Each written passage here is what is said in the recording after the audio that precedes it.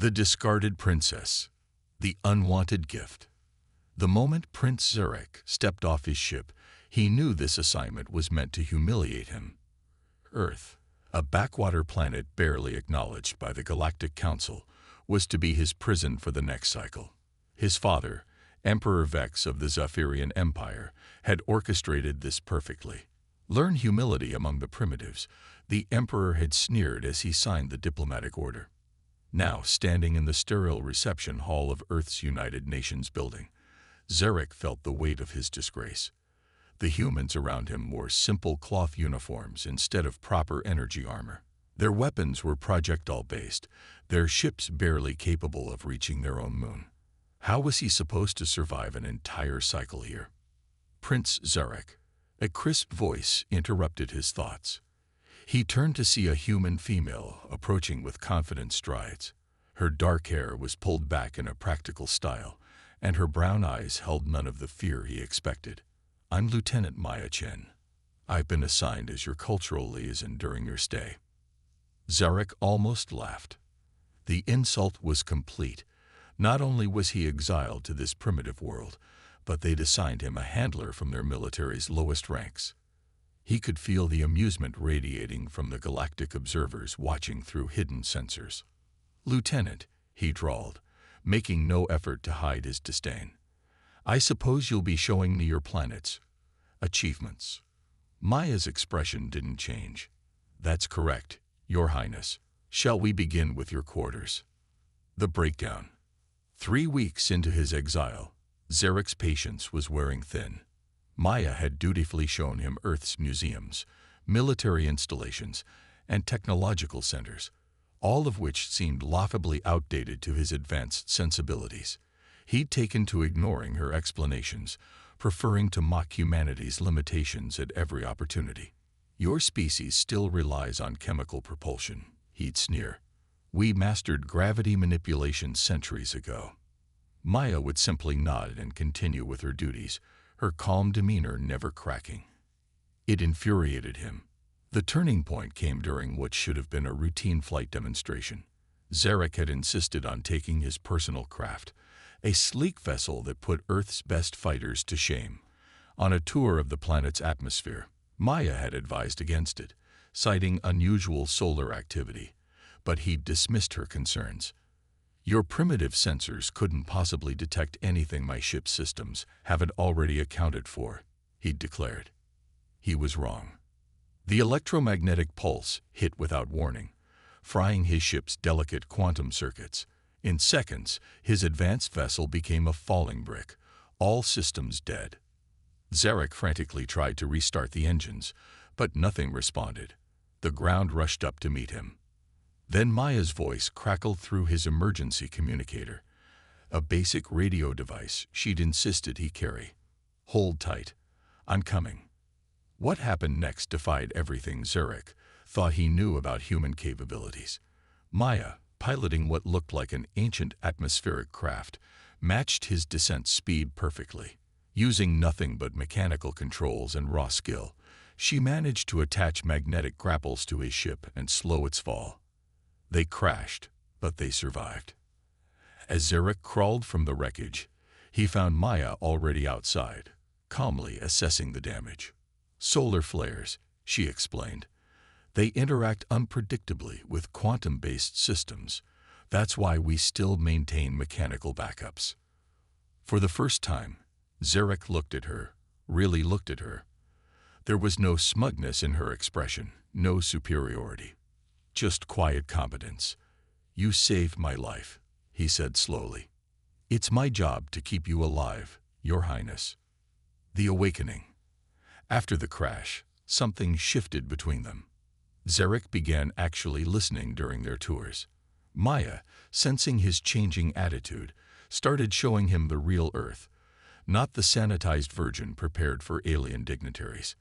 In underground facilities, he discovered humans had reverse-engineered alien technology and improved upon it.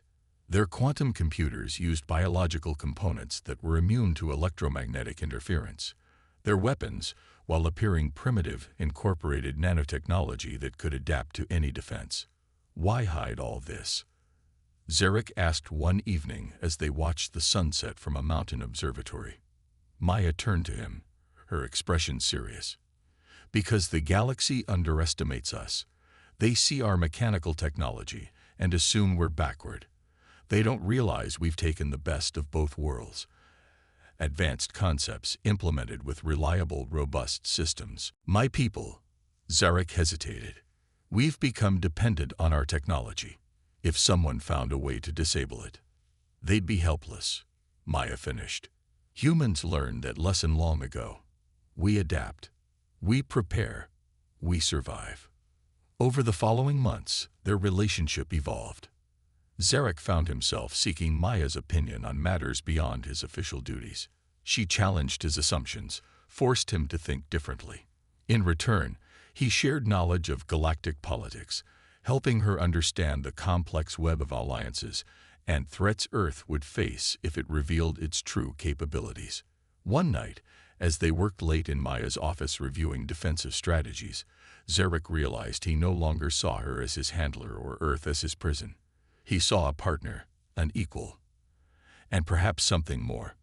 Maya, he said softly, reaching for her hand. She looked up, and in her eyes, he saw she felt it too. The kiss that followed sealed not just their personal fate, but the destiny of two civilizations.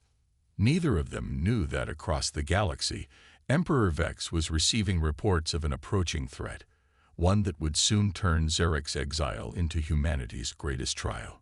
The future Empress. The invasion looms. The message arrived 6 months into Zarek's stay on Earth. His personal communicator, one of the few pieces of Zypherian technology still functioning after his crash, activated with an emergency transmission. Emperor Vex's face appeared, looking older and more haggard than Zarek remembered. "Son," the Emperor began, and that single word told Zarek something was terribly wrong. His father never addressed him with such familiarity. "The Krell Collective has broken the peace accords. Their fleet is heading toward the outer territories. Intelligence suggests Earth is their primary target." Zarek felt Maya stiffen beside him. They'd been reviewing Earth's defense capabilities when the call came through. "Why Earth?" Zarek demanded. "This planet has no strategic value." He stopped, realization dawning. "You knew. You sent me here knowing they would come." The Emperor's expression didn't change. "The Krell have been planning this for years. They needed to test their new weapons on a planet that wouldn't trigger full Council intervention. Earth was perfect. Primitive enough to be expendable, isolated enough that its loss would go unnoticed. And I was meant to die with it," Zarek finished coldly. "You were never suited for the throne," his father replied. "Better to die a hero's death than live as a disappointment." The transmission ended. Zarek stood frozen, processing the betrayal. Maya's hand on his shoulder brought him back. "How long do we have?" she asked, already thinking tactically. 3 weeks, maybe 4. He turned to her, anguish in his eyes. "Maya, I've doomed your world. My presence here gave them the excuse they needed. Stop." Her voice was firm. "Earth has been preparing for this possibility for decades. The only difference now is that we have you, someone who knows Krell tactics, their weaknesses." She activated her own communicator. "General, initiate Protocol Omega. We have confirmation of incoming hostiles. The battle for Earth." The next 3 weeks transformed Earth into a fortress. Hidden defenses activated across the globe. Orbital platforms, disguised as defunct satellites, powered up. Humanity's secret fleet, ships built with hybrid technology, launched from concealed bases. Zarek worked tirelessly alongside Maya, sharing every detail of Krell battle strategies. He was amazed by humanity's preparations. They'd studied every recorded conflict, analyzed every alien weapon system, and developed counters for them all. "Your people are remarkable," he told Maya, as they stood in the command center, watching the fleet mobilize. "We've had to be," she replied. "When the rest of the galaxy saw us as primitives, we knew we had to be ready to prove them wrong." The Krell arrived expecting an easy victory. Their massive dreadnoughts emerged from hyperspace, weapons charging. They fired their opening salvo, devastating energy beams that should have vaporized Earth's major cities. Instead, the beams hit invisible shields, scattering harmlessly. Before the Krell could recover from their shock, Earth struck back. Missiles launched from hidden silos, not conventional warheads, but devices that generated localized EMP fields. Krell ships, dependent on their advanced technology, found themselves suddenly powerless. Human fighters swarmed them, using projectile weapons that the Krell's energy shields couldn't stop. From the command center, Maya coordinated the global defense, while Zarek provided real-time intelligence on Krell tactics. Together, they anticipated every enemy move, turning their supposed advantages into weaknesses. The battle raged for hours. The Krell, realizing they were losing, attempted to retreat. That's when Earth revealed its final surprise, a gravity well generator that trapped the enemy fleet in Earth's orbit. "Surrender or be destroyed," Maya broadcast to the Krell commander. The response was unexpected, not from the Krell, but from Zarek's father. Emperor Vex's fleet emerged from hyperspace, weapons trained on the trapped Krell ships. "It seems Earth is more capable than we believed," the Emperor transmitted. "Perhaps we should reconsider its status in the Council." The new order rises. The aftermath of the battle changed everything. Earth's victory over the Krell, combined with the revelation of their technological capabilities, forced the Galactic Council to recognize humanity as a major power. But the biggest shock came during the victory celebrations.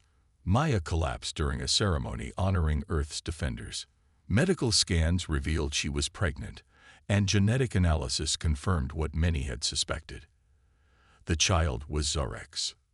The news sent shockwaves through both Earth and the Zephyrian Empire. The hybrid heir, combining human adaptability with Zephyrian advancement, represented a future neither civilization had imagined. Emperor Vex arrived on Earth personally, ostensibly to negotiate new treaties, but really to see his grandchild. He found Zarek and Maya in the medical center, holding their newborn daughter. "She has your eyes," the Emperor noted, studying the infant. "And her mother's spirit, I suspect." "She has both our strengths," Zarek replied. "As will the alliance between our peoples." Maya, still recovering but already planning, added, "This is just the beginning.